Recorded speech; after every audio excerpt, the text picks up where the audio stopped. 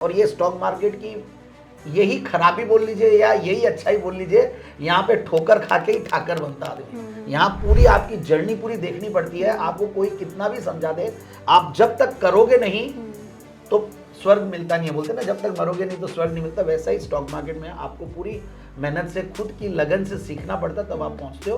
क्योंकि जब मैं 96 टू 98 में मैं विदाउट रिसर्च मैंने काम किया और मैंने बहुत पैसा खोया। इतना पैसा खोया कि लिटरली, और फिर आईपीओ में पैसा खोया। कोई भी आईपीओ में पैसा लगा रहे हैं, बस अलॉटमेंट आना चाहिए, और अलॉटमेंट एक टाइम पे सारे आ गए और वो सारे के सारे कचरे शेयर्स निकले। Our strategy is to choose fundamentally strong stock and technically timed. तो शेयर मार्केट का देखिए ये ट्रेंड एक बार आया था 90 टू 93 में, जब आपका धोबी भी, पान वाले भी, सब लोग बोलते हैं ना, जब ये सारे लोग लग जाते हैं शेयर मार्केट में तो मार्केट टूटने वाला है। बट इस बार क्या सब लोग लगे मगर मार्केट नहीं टूट रहा, क्योंकि सब लोग म्यूचुअल फंड के थ्रू लगे। मैं I might sound pro government और प्रो बीजेपी, बट ऐसा कुछ नहीं है। हम प्रो डेवलपमेंट है, हम प्रो एक्टिविटी है। हमें जो एक्शन देगा हम उसकी बात कर रहे हैं। आज कोरोना जैसी टेस्ट को अगर मार्केट निकाल के आप देखिए 7,600 के लेवल से आज हम 21,000 पे बैठे हैं, तो ये तो समझ में आ गई लोगों को, या हमें, या इन्वेस्टर्स को, या पूरी दुनिया को, कुछ भी विपत्ति आ जाए दुनिया में, ये नहीं रुकने वाला है। मार्केट्स में पैसा बनता है। मतलब भगवान मुझे पूछे कि तुम्हें नेक्स्ट जन्म में अगर कोई कंपनी खड़ी करनी है तो कौन सी खड़ी करोगे, बोला मुझे एचडीएफसी बैंक जैसी खड़ी करनी है। हेलो एंड वेलकम टू पैसा लाइव। हमारे साथ हैं आज mister Sandeep Jain from trade Swift. And कमाल की बात देखो, एक जैन दूसरे जैन के साथ ये कैंडिड कॉन्वर्सेशन करते हुए। Sir first of all welcome to our show at Paisa live. इतने साल हो गए आपको इस लाइन के अंदर, मतलब शुरुआत करते हैं साल हुए कितने, मतलब since when did you begin trading, कहाँ से? फाइनेंस में तो मुकाबला नहीं होता है। एंड आपने जो बोला कितने सालों से हो, तो मैं वैसे तो देखिए एक विमेन से उसकी उम्र नहीं, उनकी उम्र नहीं पूछी जाती है, बट जितने साल की हो आप उतने साल से मैं शायद स्टॉक मार्केट में हूँ। So I have been there since 1991। मैं 1991 में 11th में था और तब से मैं स्टॉक मार्केट में इन्वेस्ट करना शुरू किया था। I started with a very popular share called Reliance. तो मुझे बहुत मजा आया कि मैं पहली बार शेयर मार्केट में आया, बट घुसने के बाद मुझे कुछ चीजें ऐसी लगी कि ये मार्केट अभी नहीं करना चाहिए, पढ़ाई करनी चाहिए।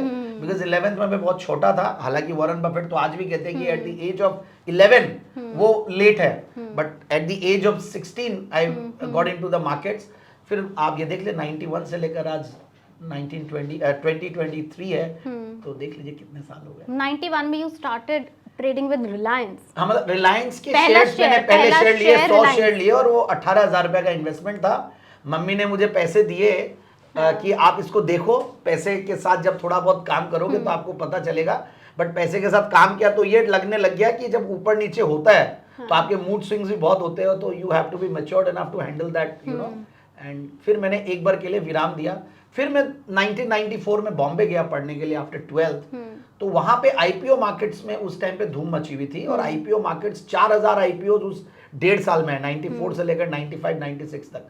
तो उस दौरान मैंने बहुत एग्रेसिवली स्टॉक मार्केट्स में एंट्री ली। उस टाइम जब आपकी पहली इन्वेस्टमेंट 18,000 की रिलायंस में थी, आज के रिलायंस और उस टाइम के रिलायंस में बहुत फर्क है। तो उस टाइम आपको ऐसा क्या लगा कि मुझे रिलायंस के अंदर ही इन्वेस्ट करना है, या शायद मुझे अपने जीवन में इस काम की शुरुआत रिलायंस से ही करनी है? ये क्वेश्चन पहली बार मुझे किसी ने पूछा है, वेरी फ्रैंकली मैं बताऊं।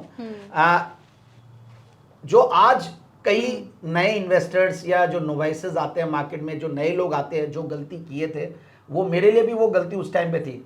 फॉर्चुनेटली मेरी गलती सही थी, और मुझे 18,000 में 1,500 रुपए की कमाई हुई, तो मैंने 19,000 20,000 में बेचा, और बहुत ज्यादा ब्रोकरेज उस टाइम पे लगती थी। तो रिलायंस मैं एक हॉस्टल में रहता था, तो मेरे एक सीनियर ने मुझे बोला कि रिलायंस एक अच्छा शेयर है, ले लो। एंड उस टाइम पे एक्चुअली में Reliance was growing very fast and बहुत जबरदस्त मैनेजमेंट था, धीरू भाई अंबानी जी। और रिलायंस ने एक तरीके से जो इक्विटी कल्ट है इंडिया में, वो कहीं ना कहीं रिलायंस का बहुत बड़ा रोल है उसके डेवलपमेंट में। तो उन्होंने बोला और मैंने ले लिया। तो मेरी कोई रिसर्च नहीं किया, मुझे किसी ने बताया, तो मैंने सुनी सुनाई बात पे कर लिया। Fortunately it was a good stock and I bought and I made money. But आज हम देखते हैं उसके बाद मैंने वही चीज 94 95 में जब वापस से किया, तो लोगों की कही सुनाई बातों पे मैंने बहुत पैसा खोया। फिर 96 97 में ऐसा लगा कि रिसर्च करके करना चाहिए काम। फिर आप और पूछिए और बताऊंगा, मेरी जर्नी बहुत इंटरेस्टिंग है। आपका मैंने एक दूसरे किसी इंटरव्यू में आप शायद कहीं आपका सुना है कि आप ऐसे कहते हो कि जब मैं अपने स्टॉक्स बताता हूँ, रेकमेंड करता हूँ, तो जिस तरह से मैं आप अपना जमाई ढूंढते हो उतनी रिसर्च करके मैं स्टॉक्स बताता हूँ। कितनी रिसर्च है मतलब? बिल्कुल, नाम स्टेक पे है। और मैं कल, देखिए इतना इंटरेस्टिंग बात है, कल मैं शाम को एक पान खाता हूँ, जनरली पान का शौक रखता हूँ, तो पान खाने गया और पान शॉप पे मुझे कोई बंदा मिला, इन्वेस्टर थे। वो क्या बोलते हैं मुझे, बोला आप कहाँ से ये स्टॉक ढूंढ के लाते हो, ऐसे अतरंगी स्टॉक्स, और ऐसे स्टॉक्स जिनके ऊपर कोई भी रिसर्च नहीं मिलेगी आपको। एंड आपने बोला कि बहुत रेस्पॉन्सिबिलिटी वाली, बहुत हिम्मत वाली बात होती है जब आप अनसंग हीरोज या अंडर रिसर्च स्टॉक्स की बात करते हैं। तो वही मैं, जैन साहब के नाम से मुझे लोग ज्यादा जानते हैं, और मैं स्टॉक्स लाता हूँ, mid cap, small cap, nano caps, micro caps, छोटे स्टॉक्स की मैं बात करता हूँ। रिसर्च, क्योंकि जब मैं 96 to 98 में मैं विदाउट रिसर्च मैंने काम किया, और मैंने बहुत पैसा खोया, इतना पैसा खोया कि लिटरली, और फिर आईपीओ में पैसा खोया। कोई भी आईपीओ में पैसा लगा रहे हैं, बस अलॉटमेंट आना चाहिए, और अलॉटमेंट एक टाइम पे सारे आ गए, और वो सारे के सारे कचरे शेयर्स निकले। तो इतना बड़ा बस्ता। क्या उम्र होगी उस समय आपकी? आओ यार, सो I was 19, 20 years, Very young. very young. Even I was not, I joined my MBA at the age of 20. So 20 साल की उम्र में जब आप MBA ज्वाइन करते हो, और उसके पहले ये करते हो, और MBA के दौरान मैंने सीखा। और कुछ, मुझे सबसे बढ़िया बात है, रमेश दमानी जी जो मेरे मेंटोर है, उन्होंने कहीं ना कहीं ये गाइडलाइंस दी कि ये इन्वेस्टिंग ऐसे नहीं होती है, ट्रेडिंग नहीं करो, आप इन्वेस्टिंग करो, इन्वेस्टिंग इज एन आर्ट। और उन्होंने कोई प्रोजेक्ट दिया, उस प्रोजेक्ट को करते करते मुझे रिसर्च पे थोड़ी रुचि बढ़ी, कि मैं रिसर्च में फंडामेंटल्स और टेक्निकल्स पूरा देखते हैं। करीब 15-16 पैरामीटर्स है जिनको हम देखते हैं, टेक्निकल्स में 5-6 पैरामीटर्स है जिनको देखते हैं, फिर उन पैरामीटर्स में मैक्सिमम स्कोर देखते हैं, उसके हिसाब से कम 17-18 पैरामीटर्स बढ़िया से होने चाहिए, तब जाके वो स्टॉक को हम रेकमेंड करते हैं। फंडामेंटल्स और टेक्निकल्स पूरा देखते हैं। और आपने जो जमाई वाली बात कही, तो बहुत सारे बैकग्राउंड चेक करते हैं, क्वालिफिकेशंस देखते हैं, कॉर्पोरेट गवर्नेंस की कैसी ईमानदारी, कैसी इंटीग्रिटी। सो एक स्टॉक को हम एक पर्सनालिटी की तरह लेते हैं, और उसको पूरी रिसर्च करते हैं, और फिर 15-16 जो मैंने बताया आपको, फंडामेंटल पैरामीटर्स और टेक्निकल्स पैरामीटर्स को मर्ज करके फिर एक स्टॉक निकलता है। So our strategy is to choose fundamentally strong stock and technically timed. मतलब ये नहीं कि फंडामेंटली स्ट्रॉन्ग स्टॉक है जिसकी वर्थ होनी चाहिए 300 रुपए और वो 600 रुपए के लेवल पे, और मैं रेकमेंड करके आ जाऊं just because it's a good stock, ऐसा नहीं है। वो जब नीचे आएगा, 300 के आसपास आएगा, तब हम रेकमेंड करते हैं। So we keep on watching on the technicals की टाइमिंग के लिए, और फंडामेंटल्स बढ़िया से। जब आपने 19 साल की उम्र में शुरू करा, उस समय मुझे नहीं लगता कि बहुत लोग स्टॉक मार्केट के तरफ जाते थे, अवेयरनेस भी बहुत कम थी। मतलब मान लीजिए 100 में से 5 या 6 लोग अच्छे से अवेयर थे, उतना जानते थे। हाँ, ये आपके जहन में कैसे आया कि मतलब ये, मतलब मान लीजिए कि आपका 10 लोगों का, 10 दोस्तों का ग्रुप है, और 10 में से इकलौते आप ही थे कि नहीं मुझे तो यही करना है। शायद 9 बिल्कुल ही कुछ अलग कर रहे होंगे, उस टाइम भी यही होगा ना, इंजीनियरिंग करनी है, डॉक्टर बनना है, लॉ करना है। आप यहाँ कैसे झुंड से अकेले अलग होके दौड़ पड़े? नहीं, आपको मैं एक चीज बता दे, तो आपने सबसे पहले तो जैन बोला, जैन मारवाड़ी जैन हूँ, और गुजरातीज, मारवाड़ी गुजरातीज, ये लोग शेयर मार्केट में थोड़ा सा उनका इंटरेस्ट रहता है। दूसरा, बिजनेस फैमिली से हैं, आसपास कुछ लोग वैसे मिल गए। गुवाहाटी में, मैं असम में बॉर्न एंड ब्रॉट अप हूँ, नलबाड़ी गुवाहाटी। तो वहाँ पे गुवाहाटी में जब कॉलेज में पढ़ता था, कॉमर्स कर रहे थे, तो थोड़ा बहुत शेयर्स की नॉलेज होती है उस टाइम पे पढ़ते, तो एक वो था। फिर दूसरा, जब मैं 10th तक तो मुझे IAS बनना था, बट अचानक से कुछ लोग ऐसे मिले लाइफ में, कजन्स और कुछ सीनियर्स, उन्होंने MBA की तरफ मेरा रुझान बना दिया कि मुझे MBA करना है। फिर BCom जब किया, और बॉम्बे में लकीली मैं एक न्यूज़पेपर में, मुझे एक टेली इंटरव्यूज करने का जॉब मिला। जो आप मेरा ऐसे इंटरव्यू ले रहे हैं, मैं टेली इंटरव्यूज में कुछ सीनियर लोगों का शेयर मार्केट के, मैं उनके इंटरव्यूज लेता था, कुछ क्वेश्चनर भरना होता था। It was typical survey questionnaire. तो वहां से मेरा रिसर्च और इंटरेस्ट और बढ़ गया। बट येस, मेरे काफ़ी रिलेटिव्स इस मार्केट में थे, so that was one of the reasons. और जो आप बोले कि उस टाइम पे जब लोगों को मार्केट्स का पता ही नहीं था, मैं बताता हूँ, उस टाइम पे लोगों को जिनको पता था, वो बहुत गलत तरीके से पता था, वो बहुत गलत तरीके से मार्केट में आते थे बिना रिसर्च किए। बट आज जब हम इतने, आज 15 करोड़ जनता, 16 करोड़ जनता, 17 करोड़ जनता अगर स्टॉक मार्केट्स में है, तो आज भी मुझे लगता है कि ये बहुत कम है और बहुत बढ़ने वाला है। तो आदमी आज म्यूचुअल फंड्स के थ्रू आता है, आईपीओस के थ्रू आता है, और अगर सेकेंडरी मार्केट में आ रहा है तो वो आजकल जैसा आप इतना अच्छा काम कर रहे हैं, पैसा लाइव से आप इंटरव्यूज ले रहे हैं एक्सपर्ट्स का, वो चैनल देखता है, वो चीज़ों को समझ के सूझबूझ के साथ आता है। ये एक बहुत बढ़िया चीज़ अभी हुई है जो पास्ट में नहीं थी। सो नाउ जो ये रॉबिनहुड इन्वेस्टर्स हम जिनको बोलते हैं, पोस्ट कोरोना जो लोग नए लोग आए हैं, राइट। वो सब बहुत सीख के सूझबूझ के साथ आते हैं। आपने बताया कि मैंने बहुत सारा पैसा गंवाया भी, और उस समय मुझे दमानी साहब ने सलाह दी। तो मतलब दमानी साहब ने सलाह दी, मतलब आपका कुछ अच्छा कनेक्ट हो रहा होगा उनके साथ उस नहीं, समय? वो भी टीवी पे आते थे और मैं उनको देखते देखते पहुंच गया, बोला sir I am your big fan. और आज मेरे साथ होता है ऐसा, बहुत लोग आते हैं मेरे पास, वो मेरे फैन फॉलोअर हैं, वो देखते हैं मुझे और मैं उनको बहुत इजीली अपॉइंटमेंट देता हूँ। और चूंकि मेरे साथ इतना अच्छा हुआ कि मैं दमानी साहब के पास पहुंच गया और उन्होंने मुझे सिखाया, मैं आज उनका एक तरीके से मैं बोलता हूँ कि मैं तो चेला ही हूँ। मैं उनके हिसाब से रिसर्च को करना सीखा। हालांकि वो उस समय पे मैंने जस्टिस नहीं दी। आज दमानी जी जैसा गुरु मिले और फिर भी मुझे 15 साल 10 साल लग जाए इस मुकाम तक आने में, तो इसका मतलब इट इज नॉट जस्टिफाइड। तो यानी कि मेरे में कहीं ना कहीं कोई कमी थी और मैं फिर भी गलतियां करता गया। और ये स्टॉक मार्केट की यही खराबी बोल लीजिए या यही अच्छाई बोल लीजिए, यहाँ पे ठोकर खा के ही ठाकर बनता आदमी। यहाँ पूरी आपकी जर्नी पूरी देखनी पड़ती है। आपको कोई कितना भी समझा दे, आप जब तक करोगे नहीं तो स्वर्ग मिलता नहीं है। बोलते ना जब तक मरोगे नहीं तो स्वर्ग नहीं मिलता। वैसा ही स्टॉक मार्केट में आपको पूरी मेहनत से, खुद की लगन से सीखना पड़ता, तब आप पहुंचते हो। I am giving back. तो मैं कम से कम भी आज मेरे हिसाब से 500 से 600 स्टूडेंट्स को मेंटोरिंग कर ली, लोगों को समझाते हो। और मैं I am always available on any social media. I am a call away person and सबको मैं फोन पे, व्हाट्सएप पे या ट्विटर पे, सब पे मैं रिप्लाई करता हूँ। बिकॉज दैट्स माई ड्यूटी कि मैं किसी का अगर पैसा बचा सकूं, किसी की जिंदगी सुधार सकूं, तो मेरे लिए बहुत बड़ी बात है। स्टॉक रेकमेंड करते हैं तो उसके पीछे राशनल क्या होता है, इंटेंशन क्या होता है? यही कि सामने वाला मेरे स्टॉक से 2-4 पैसे बना ले, राइट? नहीं, 2-4 नहीं, ज्यादा बनाए। 2-4 तो कम होते हैं। 2-4 मतलब मल्टी बैगर बने और काफी सारे मल्टी बैगर्स बने। और पैसा ऐसे बनना चाहिए कि उनको कन्विक्शन आना चाहिए। पैसा क्या होता है, मैंने स्टॉक बता दिया 100 रुपए पे और बोलते बोलते देखिए 105 भी हो जाता है, क्योंकि इतने लोग जब एक साथ देख रहे होते हैं तो सब लोग एक स्टॉक के पीछे पड़ जाते हैं, तो एक वो नॉइज वाला इंपैक्ट आता है, तो काफी तेजी आ जाती है। तो मैं यही बोलता हूँ कि उस दिन मत खरीदिए, आप नाम लिख के रखिए। आप नेक्स्ट 2-4-5 दिन में मार्केट टूटता तो उस टाइम पे आप एंट्री लीजिए और वो स्टॉक को लेके आप इन्वेस्ट कीजिए। मैंने जो लॉजिक बताई, टारगेट्स पे या तो निकले और नहीं भी निकलते हैं, और आपने अगर अनवांटेड मनी, अनबोरोड मनी से अगर इन्वेस्ट करते हो और एक अच्छे स्टॉक में इन्वेस्ट करते हो, पक्का पैसा बनता है जिंदगी में, इसमें कोई दो राय नहीं है। और मार्केट्स कोई अनाप शनाप, कोई कोरोना जैसा कोई इवेंट नहीं आया और उसमें भी फर्क नहीं पड़ता है। आज कोरोना जैसी टेस्ट को अगर मार्केट निकाल के आप देखिए 7,600 के लेवल से आज हम 21,000 पे बैठे हैं, तो ये तो समझ में आ गई लोगों को या हमें या इन्वेस्टर्स को या पूरी दुनिया को, कुछ भी विपत्ति आ जाए दुनिया में, ये नहीं रुकने वाला मार्केट्स है। में पैसा बनता है, ये नहीं रुकेगा। आज यूएस में इकोनॉमी में इतने इश्यूज है। मैं आज ही बात कर रहा था यूएस में किसी से, तो बोले यहाँ तो कोई भी चीज अच्छी नहीं है, बट फिर भी डाउ जोन्स 11 महीने के हाइस पे है।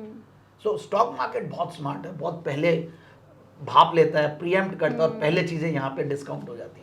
देखिए मैं क्या करता हूँ, मैं जो टारगेट देता हूँ वो बोलता हूँ मैं लॉन्ग टर्म। देखिए अगर आप किसी को पेमेंट देना है, आप बोलो कि मैं 7 दिन में पेमेंट दूंगा आपको, और आप 3 दिन में दे देते हो, तो it's a delight for the receiver, right? वैसा ही कुछ यहाँ पे हो रहा है मेरे साथ फॉर्चुनेटली। एंड वो हम लोग वैसा कोशिश करते हैं कि लोगों को रेडी करें। आप 6 महीने 9 महीना, मैं बोलता हूँ कि 6 महीना 9 महीना साल भर रखिए। बट स्टॉक्स के मोस्टली जो टारगेट्स है, आज मैं कम से कम 500 करीब स्टॉक्स को मैं रेकमेंड कर चुका हूँ कि लोगों को प्रिपेयर करना पड़ता है कि आप लॉन्ग टर्म इन्वेस्टिंग के हिसाब से आओ, बट टारगेट शॉर्ट टर्म में अचीव हो जाए तो बहुत बढ़िया बात है, वेल एंड गुड। वैसा हो रहा है तो मैं फंडामेंटली स्ट्रॉन्ग स्टॉक्स है। कई बार ऐसा होता है कि वो स्टॉक नहीं चल रहा है क्योंकि मार्केट्स खराब हो गए। सपोज रशिया यूक्रेन आया तो उस टाइम पे मार्केट्स टूट गए थे। कई बार मिड कैप स्मॉल कैप टूट जाते हैं। पिछले साल बहुत खराब गया था मिड कैप स्मॉल कैप का, और इस साल आप देखिए जबरदस्त आउट परफॉर्मेंस है मिड कैप स्मॉल कैप का। तो लोगों के पैसे नहीं बने, बट जिन्होंने पेशेंस रखा, कन्विक्शन रखा, उनके पैसे बने।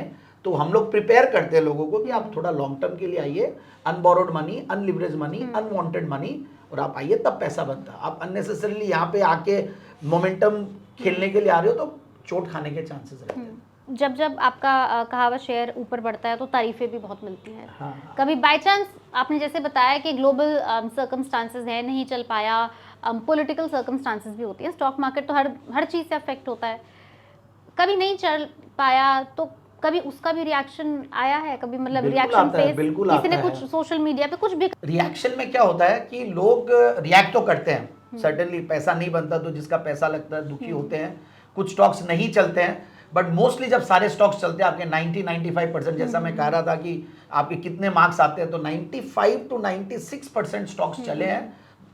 कुछ आइडियाज नहीं चली तो वहां पे भी अगर समय दिया है, अगर जो इन्वेस्टर है तो पैसा बना है। तो लोग बड़ाई भी बहुत करते हैं, प्यार भी बहुत करते हैं, कुछ लोग होते हैं प्रोफेशनल ट्रोलर्स होते हैं, कुछ लोगों को बुराइयां करके ही मजा आता है, तो वो अलग बात है, बट मोस्टली मुझे जो लोग मिले वो मुझे बहुत अप्रिशिएट किया और बहुत मुझे सराहना मिली है, and I really feel good about it. And stock market I think personally also I believe कि एक ऐसा कुआं है कि इसके अंदर कोई डेप्थ नहीं है, मतलब ये बर्म्यूडा ट्राइंगल है, जाते रहो जाते रहो जाते रहो, मतलब there is no end to it. So कभी माइंड में ऐसा आया कि शायद आज से 5 साल बाद या 7 साल बाद मुझे लगेगा कि चलो मेरा हो गया, शायद अब मैं एग्जिट कर जाऊं? नहीं, नेवर नेवर। इतना पैशन है, हाँ। इतना मजा आता है, डेप्थ तो मैं बोलता हूँ कि डेप्थ होना ही क्यों, और गहरा। हर दिन एक नया दिन होता है, हर दिन ये इतना एक्साइटमेंट है इस फील्ड में।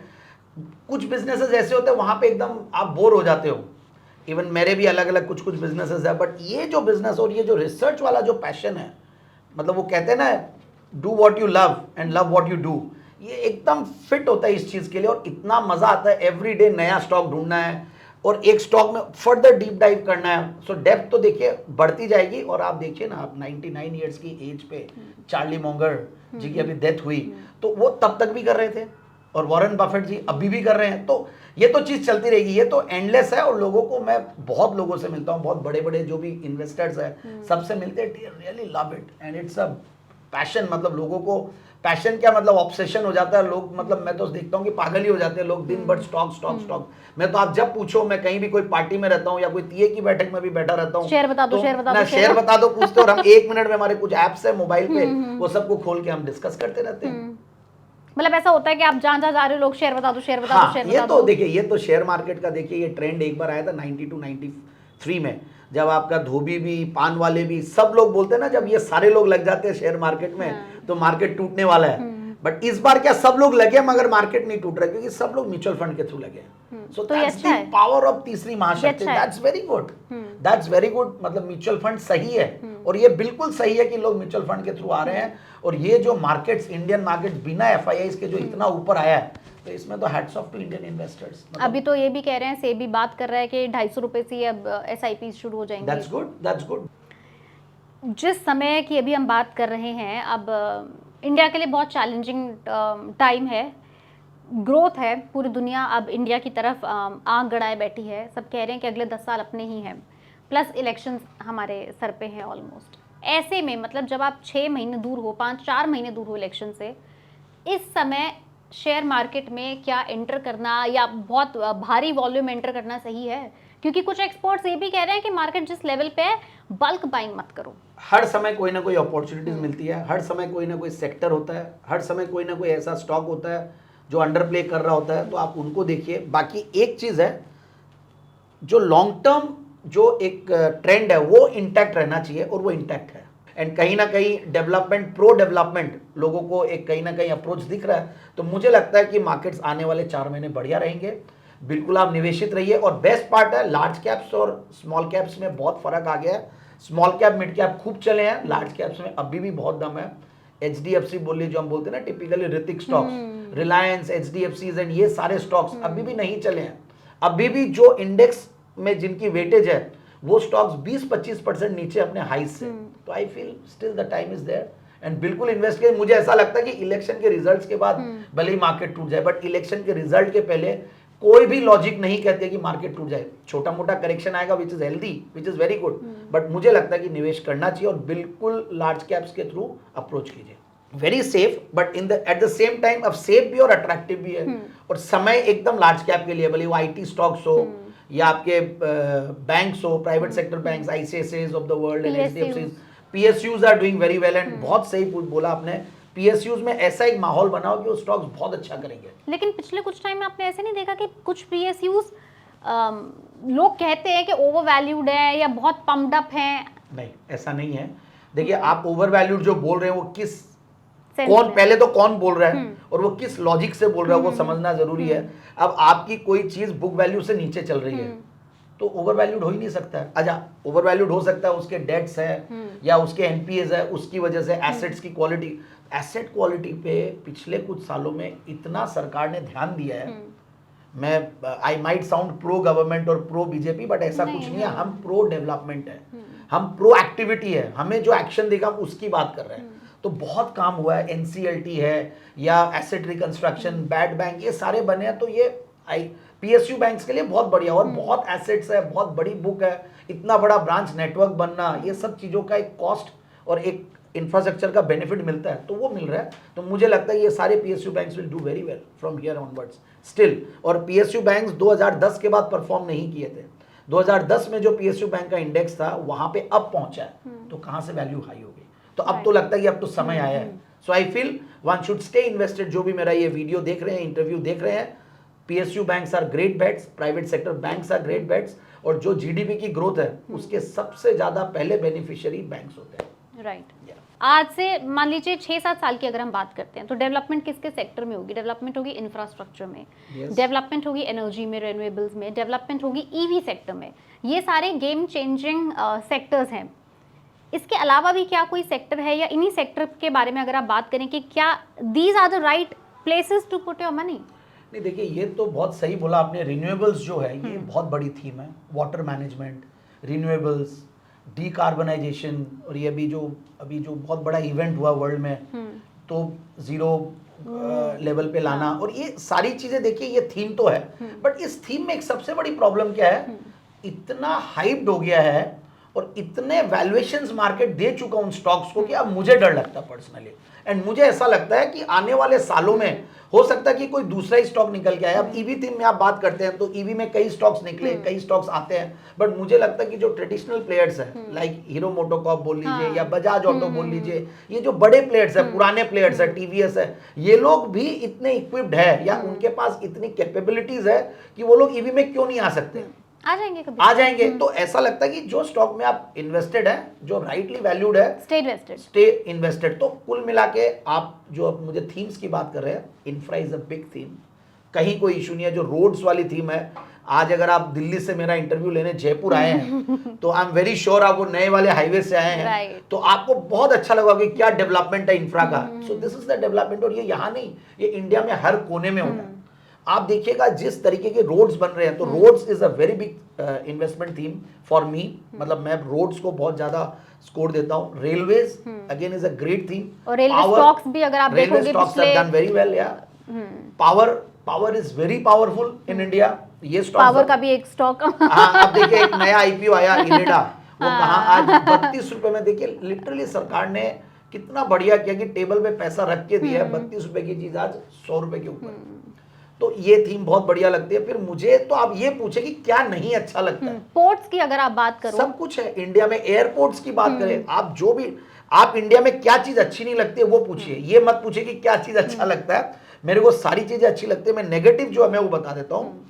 मुझे ये जो एक्सचेंज पे जो स्टार्टअप्स आए, जहां पे उनको एग्जिट देनी पड़ती है पी इन्वेस्टर्स को, और कंपनी को लिस्टिंग करवानी पड़ती है कंपलसरीली, और वो लॉस मेकिंग कंपनीज है, वो स्टॉक्स अच्छे नहीं लगते हैं। तो यानी कि न्यू एज स्टॉक्स जो है, न्यू एज कंपनीज, ये मुझे बहुत बढ़िया नहीं लगते। उनमें से चलिए एक स्टॉक अभी बहुत चल गया, बट बाकी मुझे ये समझ नहीं आता। अगर उसमें कुछ को करना है तो स्टार्टअप में लगा लो, ज्यादा बेहतर है। फिर आपके कमोडिटी स्टॉक्स है, वहां पे थोड़ा ध्यान देना चाहिए। कई बार ऐसा होता है जैसे sugar is a commodity, paper is a commodity, तो इन स्टॉक्स में थोड़ा सिक्लिकलिटी रहता है, तो आप हिसाब से लगाएं। मेटल्स है तो बस, but overall I think markets will do well. India में कंजम्पशन थीम वर्क करेगी, इंडिया में ऑटोमोबाइल्स बहुत अच्छा वर्क करेगी, ऑटो इंसुलरीज उनके पीछे वर्क करेगी। आपने एयरपोर्ट्स की बात की, पोर्ट्स की बात की, तो हाउ अबाउट डिफेंस? डिफेंस तो है ही है, मतलब मैं उसी पे ही आ रहा था। डिफेंस एंड डिफेंसिव्स दोनों बढ़िया लगते हैं, तो डिफेंस तो बढ़िया ही है। डिफेंसिव्स में देखिए ये जो एफएमसीजी और ये आते हैं वो थोड़े स्लो जरूर चल रहे हैं। डिफेंसिव्स यानी कि आईटी, फार्मा, एफएमसीजी ये थोड़े स्लो चल रहे हैं, but even they will also participate. Pharma तो फिर भी कर रहा है, so they will all participate. So overall एक अच्छा जुडिशियस पोर्टफोलियो होना चाहिए, वेल डिस्ट्रीब्यूटेड, वेल डाइवर्सिफाइड। और हम लोग तो जनरली ये रेकमेंड करते हैं कि आपका पोर्टफोलियो 25 स्टॉक्स का हो या 20 का हो, 4% 5% एक स्टॉक में लगाएं और वो अलग अलग सेक्टर से हो, और उस सेक्टर का बेस्ट बेट होना चाहिए। आपकी जहन में जितनी है, जितनी कोशिश कर सकते हैं आप बेस्ट पोर्टफोलियो बनाए। वैसे अगर मान लीजिए एक न्यू एज इन्वेस्टर है, जिसने अभी, जैसे आपने 91 में शुरुआत की थी, जेनजी बोल लीजिए आज के जो, जेनजी, हाँ एग्जैक्टली, बिल्कुल जेनजी है, उसे कुछ भी नहीं पता, उसे फ्रेंड्स ने बोल दिया कि अब चलो अब तुम फटाफट डीमैट खुलवा के अब लग जाओ, तो वो एक वन फाइन मंडे वो लग गया। और ऐसे इंसान को पोर्टफोलियो बिल्ड करना है, तो वो अपने जो भी उसके पास लिमिटेड रिसोर्सेज है उसे किस हिस्से से बांटे, मतलब लार्ज कैप, मिड कैप, वो कैसे बांटे? सबसे पहले तो मैं उसको बोलूंगा ही नहीं कि पोर्टफोलियो बनाए। सबसे पहले हम पूछते हैं आपके पास कितने पैसे हैं, दैट इज वेरी इंपॉर्टेंट। पैसे कितने होना वो बहुत इंपॉर्टेंट है। पैसे कम है, पॉकेट मनी से इन्वेस्ट करना है, तो आप एसआईपी कीजिए। और एसआईपी करने तक आप सबसे बढ़िया काम क्या कीजिए कि start reading books, start learning fundamentals, because उनकी लर्निंग की एज है, और इस एज में जितना ग्रास्प करेगा उतना बढ़िया। कल मेरे पास एक बच्चा आया, यू वोंट बिलीव, मतलब मैं, वो क्लास 8 से डमी कर रहा है, प्राइवेट कर रहा है, क्लास 8 से इज इन द मार्केट्स, और क्लास 8 से लेकर अब तक 5 साल 6 साल में उसको इतना कुछ आता है। वो आप फंडामेंटल्स की बात करो, टेक्निकल्स की बात करो, ऑप्शंस की बात करो, सब कुछ आता है। बंदे को एल्गोज लिखने आते हैं, सब कुछ आते हैं। वो क्यों? कि उसको पढ़ने की इच्छा थी। स्टॉक मार्केट से ना लोग जल्दी एग्जिट क्यों नहीं लेते? जैसे आपने भी कहा कि मेरा तो पैशन है, is it because of the volume of money, it is because of the money? Because listen, ये एक नॉर्मल कहावत है, पैसे आते किसे अच्छे नहीं लगते, मतलब ये पर्सनली आपके लिए नहीं है, दिस इज फॉर एवरीबडी। कोई भी इससे जल्दी एग्जिट लेना क्यों नहीं चाहता? क्योंकि मुझे ऐसा लगता है, देखिए पैसा अट्रैक्शन की बात नहीं है, ये लोगों का पैशन बन जाता है। लोगों को पढ़ाई करने में मजा आता है। अब आज वॉरेन बफेट आज भी नहीं निकले हैं, आज चार्ली मॉन्गर आज डेथ के बाद ही निकले हैं। तो मुझे ऐसा लगता है कि लोगों की जो गलती करते हैं, वो लोग यंग एज में कोशिश करते हैं कि स्टॉक मार्केट में आना। मैं बोलता हूं कि आप 40 के बाद, 50 के बाद एक कैपिटल बनाइए, बड़ा पैसा बनाइए, आप अपने करियर पे फोकस कीजिए, उसके बाद आप पैसा लगाइए मार्केट्स में। There is a time in life, you know, at 30 you will realise that you have some investable money. 35-40 के बीच में आपके पास थोड़ा स्पेयर मनी और हो जाता है if your career is going good. फिर 45-50 के बाद आपके पास एक बड़ी कैपिटल होती है, where your money will start making money. तो मैं उस तरीके से बोलता हूँ। और फिर ये काम तो देखिए 60 की एज में बैठ के ही तो करना है, रिसर्च भी बैठ के करना। आप वॉक करते करते तो रिसर्च करते नहीं हो, या मेहनत करते भागते भागते करते नहीं, आप पढ़ते हो, बैठते हो, आप ट्रेडिंग करते हो, तो आप टर्मिनल पे बैठे हो, टीवी देख रहे हो। आप जैसे सुबह से शाम लोग टीवी देखते हैं, हमें वहां देखते हैं। तो आप रिसर्च के लिए और ट्रेडिंग के लिए यंग होना की जरूरत नहीं है, बट कोई नया काम सीखना है और नया काम करना, उसके लिए यंग होना जरूरी है। एक यंग बच्चे में ज्यादा पैशन रहेगा और ज्यादा एक वो रहती है सीखने की कैपेसिटी, बट एक एज के बाद 40 के बाद 45 के बाद आपका धीरे धीरे वो कम होने लग जाता है। How much money is too much money और एनफ मनी फॉर यू? देखिए यहाँ खोने में भी समय नहीं लगता है, ये तो ध्यान रखना चाहिए। अगर आप कोई भी गलत तरीके से काम करोगे तो एक्सीडेंट्स भी होते हैं। और सक्सेस स्टोरीज हमने देखी, इतने बड़े बड़े इन्वेस्टर्स इस मार्केट से निकले, और सबसे बड़े जो हमारे गॉड है ओरेकल ऑफ ओमाहा जिनको कहते हैं वॉरेन बफेट जी, वो अगर मार्केट्स में है और उन्होंने इतना बड़ा पैसा बनाया, बिलियंस, तो पैसा तो खूब बनता है। और इस मार्केट में देखिए पिछले कुछ सालों में लोगों की वेल्थ बहुत जबरदस्त बनी है, क्योंकि इंडिया में जो डेवलपमेंट अभी हुआ है, एक बार यूएस ने वो चीज़ देखी हुई है, फिर जापान ने देखा वो चीज़, यूरोप ने देखा, फिर चाइना ने देखा, अब इंडिया की बारी है। तो पैसा तो देखिए बनना है, मार्केट्स में आप रहोगे तो पैसा तो बनाओगे, बट पैसे की लिमिट भी नहीं है यहाँ पे। और पिछले कुछ सालों में जो फॉर्मलाइजेशन हुआ इंडियन इकोनॉमी में, फ्रॉम इनफॉर्मल टू फॉर्मल, लोग जो एकदम सिस्टमैटिक पैसा, कॉर्पोरेट गवर्नेंस, लोग आजकल डरते हैं कोई भी गलत काम करने से, कॉर्पोरेट्स में इतनी ज़्यादा ट्रांसपेरेंसी है, उन सब का बेनिफिट मार्केट्स में मिला है। और लोग आजकल आते हैं तो कॉन्फिडेंस आ गया। आप, हमारे रेगुलेटर्स इतने स्ट्रांग है, इतना सिस्टमेटिकली मैनेज कर रहे हैं कंट्री को और मार्केट्स को, तो उसका बेनिफिट बहुत मिला है। तो अब तो लोगों का पैसा खूब बनेगा। अब तो T+3 को भी T+1 हर चीज में, मतलब मुझे याद है जब मैं शेयर मार्केट में ट्रेडिंग करता था, मैं पेनी स्टॉक्स में करता था, तो वो स्टॉक्स की डिलीवरी 2-2 महीने में आती थी और बैड डिलीवरीज होती थी, खराब डिलीवरीज आती थी, मतलब सिग्नेचर डिफर होते थे। आज डायरेक्ट आपके एक दिन में, और अब तो T+0 होने वाला है। मतलब हमारे जो अभी रेगुलेटर्स है वो लोग इतना प्रोएक्टिव और इतनी जबरदस्त उनका विजन है, हर चीज को फास्ट करे। आईपीओ 2 महीने में आता था, 2 महीने में फिर रिफंड ऑर्डर भी नहीं आता था। रिफंड ऑर्डर के पीछे घूमते रहिए आप, फिर वो बैंक में लगता है, तो इतना समय लग, हर चीज इतनी सीमलेस और इतना बढ़िया, और टेक्नोलॉजी का जो यूज किया है। और मैं ये बता रहा हूँ, ऐसा नहीं कि US is very advanced in technology, वो लोग एडवांस्ड है टेक्नोलॉजिकल प्रोडक्ट्स बनाने में, बट इंडिया जो है टेक्नोलॉजी को अडॉप्ट करना और कई चीजों को इंप्लीमेंट करने में जबरदस्त है। तो इंडिया में वो चीज दिख रही है। तो इंडिया में तो देखिए पैसा बनना है, खूब बनना है। आप ये देखिए कि 26% से अगर आप, मैं हर बार ये डायलॉग देता हूं, आप भी ये समझिएगा कि 26% से अगर आप अपनी कैपिटल को ग्रो करते हैं, 10 साल में आपका पैसा 10 गुना होता है। यानी कि आपने अगर हम राकेश झुनझुनवाला जी की बात करें, उन्होंने अगर 30 साल पहले 1993 की बात करें, 2022 में डेथ हुई उनकी, तो 1992 में अगर उन्होंने 10 करोड़ से स्टार्ट किया, तो 10 करोड़ उनका 10 साल में बना 100 करोड़। फिर नेक्स्ट 20 ईयर्स में वो 100 करोड़ बना 1000 करोड़, 20 टाइम्स 2000, और 30 टाइम्स, फिर वो 10 times, 100 times and 1000 times.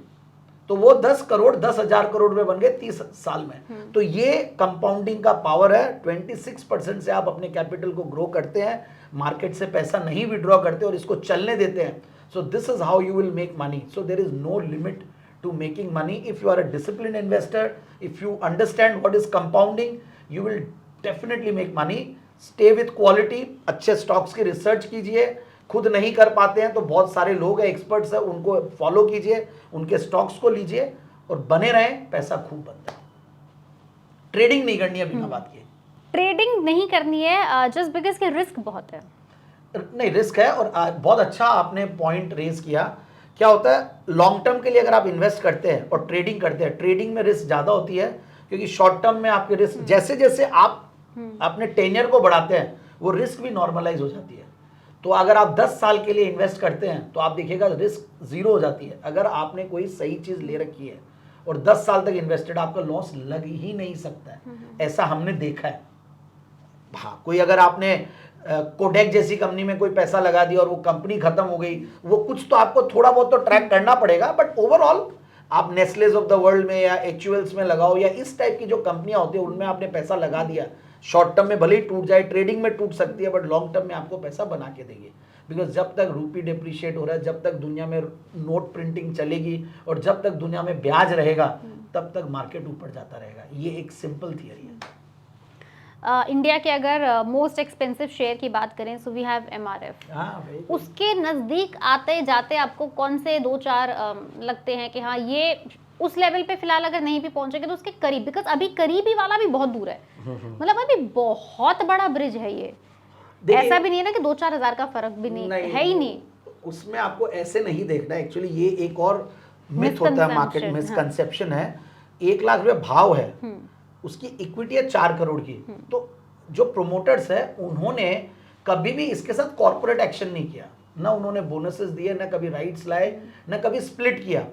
But दूसरी कंपनियां स्प्लिट कर लेती है, भले वो TCS हो या इन्फोसिस हो, और पी मल्टीपल भी उनका बहुत ज़्यादा हाई नहीं है, बट कई स्टॉक्स अब बहुत हाई पी मल्टीपल पे है। अभी मुझे याद नहीं आ रहा है, बट हो सकता है कि 3M इंडिया है या कई स्टॉक्स है, वो ऐसे ही थाउजेंड्स में है। बहुत सारे स्टॉक्स अब तो और भी चल गए होंगे, नेस्ले है जैसे आप देख लीजिए। तो ये स्टॉक्स चल रहे हैं। तो MNCs जनरली 10 रुपए के फेस वैल्यू पे रहते हैं। तो आपको देखना पड़ता है फेस वैल्यू क्या है, आपको देखना पड़ता है कि क्या कॉर्पोरेट एक्शन हुआ है। और इन्होंने छोटी इक्विटी है, इक्विटी को उन्होंने डाइल्यूट नहीं किया, और आज 1 लाख करोड़ का, that's also a great thing. और ये सेम बर्कशायर हैथवे में भी हो रखा है। वॉरेन बफेट ने ये चीज़ इंट्रोड्यूस की है दुनिया में कि आप अपने इक्विटी को डाइल्यूट नहीं करें और कैसे भाव बढ़ते हैं। मुझे याद है लोग एक शेयर लेते हैं क्योंकि उनको वॉरेन बफेट की AGM में जाना, बर्कशायर हैथवे की US में जो होती है। बट आज अब अफोर्डेबल ही नहीं है वो, इतना बड़ा भाव हो गया उसका। 1 करोड़ 1.25 करोड़ से अब आज एग्जैक्टली मुझे ध्यान नहीं कितना हो गया। मैं 1 करोड़ 1.5 करोड़ तक तो हम भी इच्छा रखते थे कि चले जाएं, बट अब और ज़्यादा हो गया। तो इंडिया के कई इन्वेस्टर्स हैं जो वहाँ जाते हैं, सिर्फ 1 शेयर रखते हैं, बट ये कंपनी ने रिटर्न्स दिए हैं। दुनिया के ऐसे कौन सी कंपनीज है, कौन से शेयर्स हैं जो आपकी एस्पिरेशन है? अरे वाह, मतलब 3-4 जैसे अगर मेरे से पूछोगे तो मैं तो कहूँगी हाँ MRF ले लूँ, तो मेरे लिए तो अभी फिलहाल वही बहुत है। सबकी एक अपनी ऐसे लिस्ट होती है कि I want to have these stocks in my kitty, in my portfolio. देखिए मैं तो स्मॉल कैप और मिड कैप पे ही ध्यान देता हूँ। मुझे तो हरदम, अच्छा लोग बोलते हैं कि मल्टी बैगर बताओ, कोई मल्टी बैगर बनते नहीं है, मिलते नहीं है, बनाने पड़ते हैं। यानी कि मल्टी बैगर अगर 26% से कोई स्टॉक ग्रो कर रहा है हर साल, तो आपका 10 गुना हो गया ना 10 साल में, so that's a multi bagger return, right. तो वैसे ही हम स्टॉक्स ढूंढते रहते हैं और मुझे बहुत सारे मिले इस जर्नी में लास्ट 3-4 ईयर्स में। और मैं 2012-13 से मैं इनफैक्ट जैकपॉट शेयर्स बोलते थे, तब मैं ढूंढना शुरू किया था and I was being rated as one of the top stock pickers in the country. और उस टाइम पे स्टॉक्स ढूंढने की एक नैक सीखी, बट इतने सालों में ज़बरदस्त इवॉल्व किया और अब रोज स्टॉक मिलते हैं। तो मैं तो मिड कैप और स्मॉल कैप पे फोकस करता हूँ। हम कई स्टॉक्स ऐसा देखते हैं कि वो क्या डिसरप्शन करने वाला है, प्रोमोटर्स कैसे हैं, ग्रोथ लाना एक स्टेज के बाद नेक्स्ट स्टेज पे ले जाना बहुत डिफिकल्ट होता है। But still what I love is HDFC bank. मैं मतलब स्टॉक का कोई रिकमेंडेशन नहीं है, बट जनरली HDFC लिमिटेड और HDFC बैंक दोनों का मर्जर, और HDFC bank is one company which is a very beautiful company. मतलब भगवान मुझे पूछे कि तुम्हें नेक्स्ट जन्म में अगर कोई कंपनी खड़ी करनी है तो कौन सी खड़ी करोगे, मैं बोला मुझे HDFC बैंक जैसी खड़ी करनी है कंपनी। इन्फोसिस, TCS, या ब्यूटीफुल कंपनीज, मतलब अमेजिंग। आप देखिए ना टाटा ग्रुप ने जो किया, मतलब टाटा टेक्नोलॉजीज का IPO आया, टाटा मोटर्स ने दिया, लिटरली टेबल पे उन्होंने इन्वेस्टर्स को पैसा बनाने दिया। मतलब आप कोई चीज को इतना सस्ता दे रहे हो और वहां से 3 गुना आपके एक महीने में पैसा बन रहा है। So that is the kind of there are so many companies like this. So I need, मतलब मुझे ऐसा लगता है कि I want a company like Nestle, I want a company like HDFC bank, I want a company like Infosys और TCS, ICICI bank अब बहुत बढ़िया लगने लग गया। तो ऐसे बहुत सारे, इवन अ बजाज ऑटो गजब का काम करे, बजाज फाइनेंस। तो ये सारी ब्यूटीफुल कंपनीज है जो बहुत जबरदस्त इंडिया में ग्रो आगे भी करेंगी और ये करते आएंगे। TVS motors for that matter, Mahindra and Mahindra group, amazing group, HCL tech. तो आप ये जो निफ्टी 50 की जो कुछ कंपनियां हैं वो इतनी खूबसूरत और इतनी बढ़िया, खूबसूरत वर्ड को मैं बहुत बार यूज कर रहा हूँ कि खूबसूरत में सब कुछ आ जाता है, फंडामेंटल्स, टेक्निकल्स, और बहुत, ये वर्ड ही अपने आप में बहुत खूबसूरत होता है जो ब्यूटीफुल वर्ड है। तो I need this kind of companies in my portfolio एक तरफ, और दूसरी तरफ स्मॉल कैप मिड कैप का भी एक जुडिशियस ब्लेंड होता है। पैंडेमिक में हमने देखा ऑल ऑफ अ सडन एक काफी इन्फ्लो आया, inflow as in the number of retail investors, because of course काफी हद तक आई थिंक जस्टिफाइड भी था। A lot of people lost their jobs, a lot of people were just sitting at home, सोचा कि चलो let's just try something new. बहुत सही क्या वो बोल रहे हो। बबल बर्स्ट हो गया या नहीं, वो होगा नहीं, वो होगा नहीं, because India was under penetrated. आप ये मत सोचिए कि इंडिया में ऐसा है, ये दुनिया में हर जगह हुआ। और इंडिया में तो बहुत कम लोग अभी भी स्टॉक मार्केट में हैं। आप US में और वेस्टर्न कंट्रीज में जो परसेंटेज है of being directly invested and indirectly invested, वो बहुत हाई है। इंडिया में तो अब धीरे धीरे हम ऐसे फिगर पे आए कि जहां हम बोल सकते हैं शान से कि हाँ अब हम एक कंट्री है जहां पे इक्विटी कल्ट आ गया है। यहाँ है ही नहीं है, लोगों को गोल्ड चाहिए और जमीन चाहिए। लोग सीधा गोल्ड में, कोई बात नहीं है, gold is not a bad investment, but gold is a hedge to the inflation. आज 7-8-9% का रिटर्न गोल्ड में हिस्टोरिकली बनता है।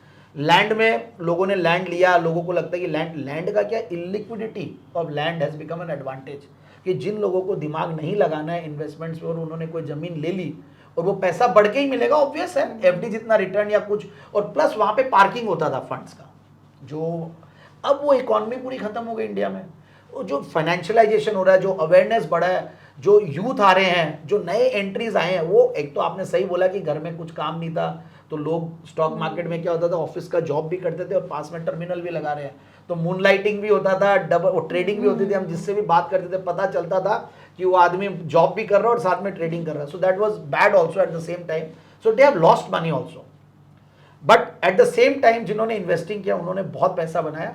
तो मुझे ऐसा लगता है कि बिल्कुल इंडिया में अभी भी बहुत जर्नी बाकी है और बहुत बड़ा मतलब इन्वेस्टिंग कल्ट होने वाला है, और ये बढ़ता जाएगा हर महीना, क्योंकि अब जो इक्विटी मार्केट्स में पैसे बने हैं या म्यूचुअल फंड्स ने पैसे बना के दिए हैं, 17,000 करोड़ एक महीने की SIP अमाउंट, मतलब FII जब आए और जाए कोई फर्क नहीं पड़ता, हम हमारे पैसे से चला लेंगे। तो इसीलिए ये तेजी है और ये आने वाले 10 से 20 साल ऐसा ही रहने वाला है। बिल्कुल, विजन बहुत बड़ा है, ऑफ कोर्स आपका भी विजन ब्राइट ही है, and so as for everyone.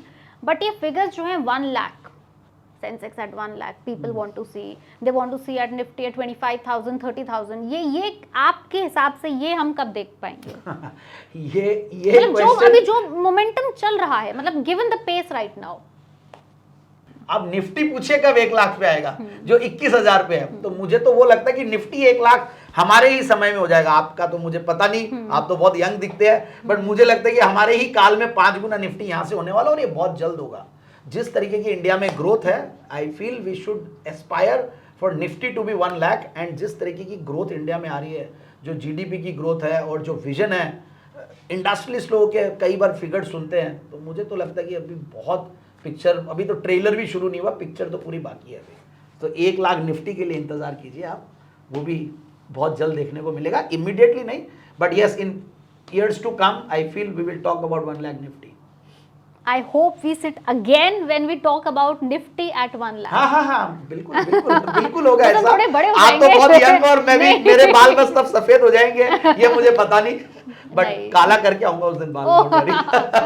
चलिए हम वेट करेंगे उस दिन का, एंड तब तक के लिए ये इंतजार शुरू होता है अब से। And thank you so much for giving us your time, and Nifty 1 lakh का हम वेट करेंगे, और सो हमारे व्यूअर्स भी।